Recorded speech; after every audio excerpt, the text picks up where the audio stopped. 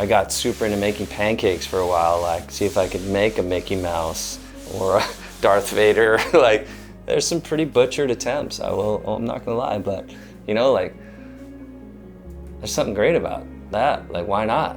Why make just circle pancakes all the time?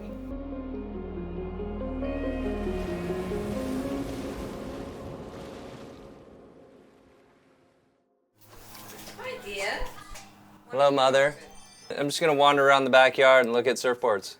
Oh, okay. Yeah. Enough there to... Oh, hey. Don't worry about those surfboards back there. I hide surfboards here for a living. That's what I do. They're everywhere. Okay, I'm going in. This is one of my original 𝗗𝗯 summer of '87. First sponsor, 𝗥𝗯 Surfboards. This logo right here, Peter St. Pierre, hand-drawn. They called me the mouse.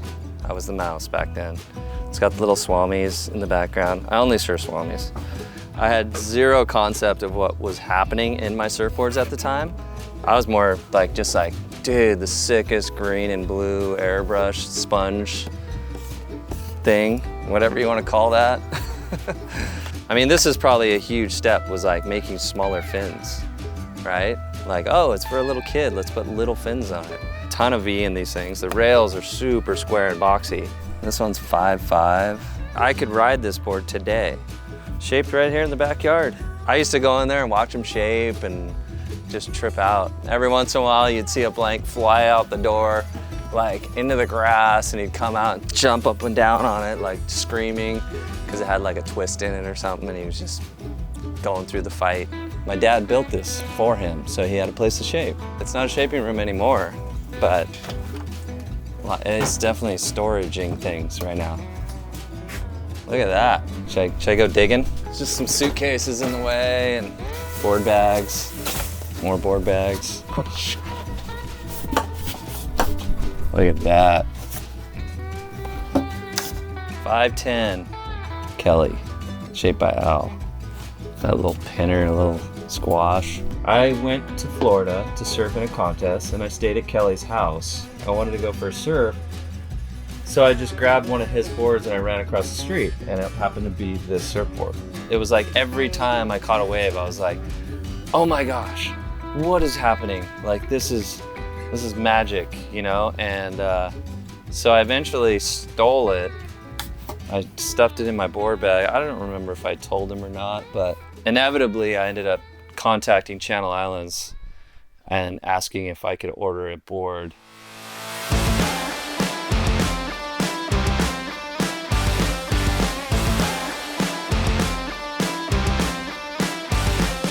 The trajectory that Al was on was so crazy. He took it upon himself to really like break down like what I was doing on a surfboard and how could he make the best surfboard for me. My boards were totally different than Kelly's boards. Like, I'd pick up Kelly's board or go ride Kelly's board, it felt different. It felt different under your arm. And I think that's why like we all had so much success during that time period. Going thinner and the rails getting pulled down and pushing the rocker to its farthest place. So I want to apologize to the general public for putting out surfboards in the late 90s that were virtually impossible to ride. Okay, you're gonna have to look the other way. Can't show you where the secret key is. Okay, we're in. Yep. Don't know if you recognize this one. This was the original Biscuit. At first, it was very novelty when I got this board. It was like, oh, that's cool, 5'2". My boards at the time were 5'10", 5'11". I was riding this thing, and then when you put this thing next to it, you're like, huh, there's a big difference. And I caught a couple of waves, and I started like weaving through the tube, and the idea of having way less nose up in front of me like felt so cool, like my front foot being up and having just less area sticking up. It enabled me to pump in the tube and not have this nose that would go down and close to the lip line. And I was just like, wow. It became like my favorite surfboard at that moment. I started just taking this on every trip, everywhere I went. Being able to float and fly over anything just without doing anything was like, where's this been all my life? I like this world between this and the high-performance shortboard. There's so many options of what we can do and where we can go, and it was like the exploration begins. From Skip Fry's to Malcolm Campbell's. I just loved seeing like people exploring all these different realms. And I started ordering boards from all those people. I didn't live through those eras. Like my first board was a single fin, my second board was a twin fin, but those were like, I was so like premature in my surfing career that like, I didn't get to experience like and learn how to ride those kinds of boards. And so that was my goal, was like, I want to feel and like learn how those boards work and what makes them work and everything. This board was shaped in this room, and this is the first board I ever shaped. Moonlight glassing, glassed it. Some funny things going on in this thing. It has a concave deck. Horrible attempt at a beak. It's a plug. I let someone else ride it, and they're like, wow, dude, this thing sucks. And I was riding it like every day, and I was like, this is the best board ever. Like, it kind of made me realize that when you make something, that it's just no matter what, it's gonna work. Then came this time when I was like, hey, I'm going to start making my own surfboards and have my own brand. Hacking tails off and re-templating things and exploring all these new realms of little mini eggs and these fishes and these little, I don't know, man, low rocker and like thick nose, beaked out like thrusters. Like, it was just like combine the old with the new. Like, what happens when you do that?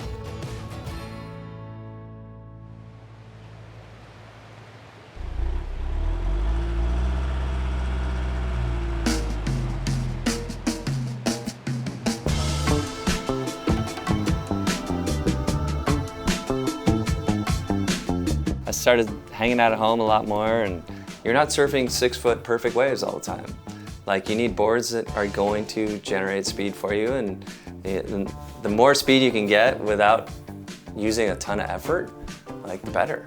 And so, like, that's kind of been my goal. Like, let's make surfboards that go fast and are loose and fun and free and just, like, give you all this time to explore. It was the 𝗗𝗄, the Midas, and then not long after that was the Seaside. This became kind of the board, the one board quiver. If you're gonna go on a trip and you need to take one surfboard, this is it. I could go anywhere in the world and be stoked. It kind of doesn't get old. Like, I keep riding it and I keep coming back to it. It's like that gift that just keeps on giving. It just stokes me out. Every time I ride it, I'm like, oh yeah, this thing's really fun. You know, the hardest thing for me is to be done with a surfboard. Like, this isn't it. Like, I'm not like, oh, this is the Seaside, cool, I'm done, I'm out of here. What if I stretched it out a little longer and narrowed it up and made it a little thinner? Like, that is the constant evolution, right? I look at every surfboard I ride and see and say, wow, what if I took that little piece of it, combined it with that little piece of it? I really want to evolve my surfboards to make surfing around here easier and funner. I needed boards that were gonna skate and be flying over flat spots and then still be able to knife a turn in a tight little section. You know, I want everyone to go out and have a good time. Like, come in smiling and be stoked. Like, oh, I love this board. It's so easy to ride and it just makes my life better. It's kind of that simple in my life.